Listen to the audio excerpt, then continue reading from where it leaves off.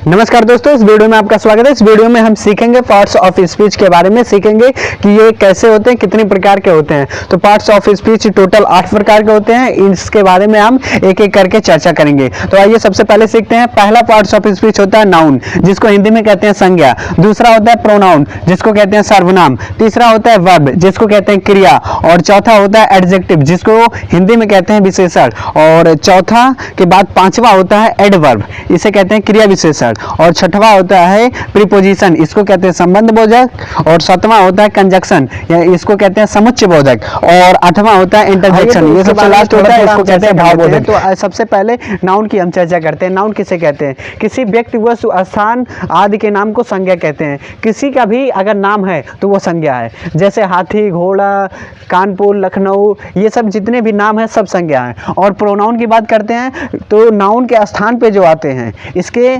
स्थान पे जो आते हैं उसे प्रोनाउन कहते हैं। जैसे राम बाजार जाता है, अब हम ये भी कह सकते हैं कि वह बाजार जाता है, तो राम के स्थान पे वह आ गया, तो वह क्या है? वह ये है, प्रोनाउन है। तो देखिए अब उसके बाद वर्ब। वर्ब का मतलब होता है क्रिया, यानी काम का करना। यानी जैसे कोई काम कर रहे हैं, लिख रहे हैं, पढ़ रहे हैं, या खा रहे हैं, बैठ रहे हैं, उठ रहे हैं, दौड़ रहे हैं, ये सब क्रिया हैं। उसके बाद आता है एडजेक्टिव, यानी विशेषण। यानी नाउन या प्रोनाउन की जो विशेषता बताता है उसे हम विशेषण कहते हैं, एडजेक्टिव कहते हैं। उसके बाद आता है एडवर्ब।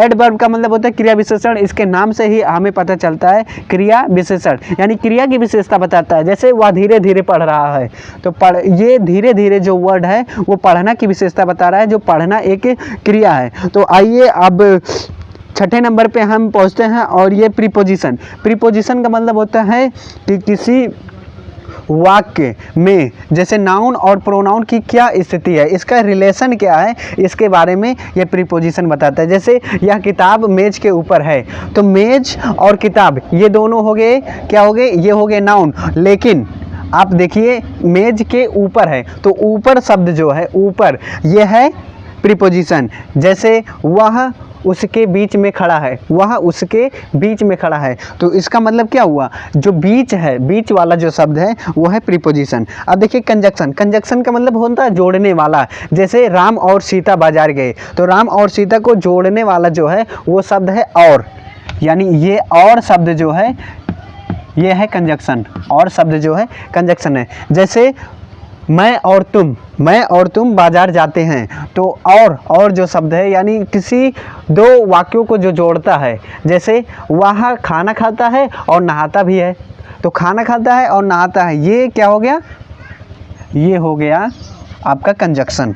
तो आइए देखिए, कंजक्शन के बाद 8वें नंबर पे है इंटरजेक्शन, यानी भावबोधक, जिससे हमारे हृदय की भावनाओं को व्यक्त करते हैं। जैसे अरे तुम कहाँ जा रहे हो, ओह ये क्या हो गया, इस प्रकार से। तो जैसे ये इंटरजेक्शन का साइन होता है, ऐसे रहता है। अगर किसी वाक्य के अंतिम में या शुरू में, जैसे मोहन इधर आओ, ऐसे अगर कहीं लिखा है तो वहाँ पे देख लीजिए, अगर ऐसा साइन है तो वो है इंटरजेक्शन। तो आप देखिए, जैसे हमने कहा दिया अरे अरे, उसके बाद ऐसे लगा दिया अरे कहाँ जा रहे हो, तो इसका मतलब क्या हो गया? ये इंटरजेक्शन है, यानी भावना प्रकट कर रहा है। ठीक, तो आप ये समझ गए होंगे पार्ट्स ऑफ स्पीच। ये 8 आपको समझ में आया होगा। मिलते हैं अगले वीडियो में, तब तक के लिए धन्यवाद।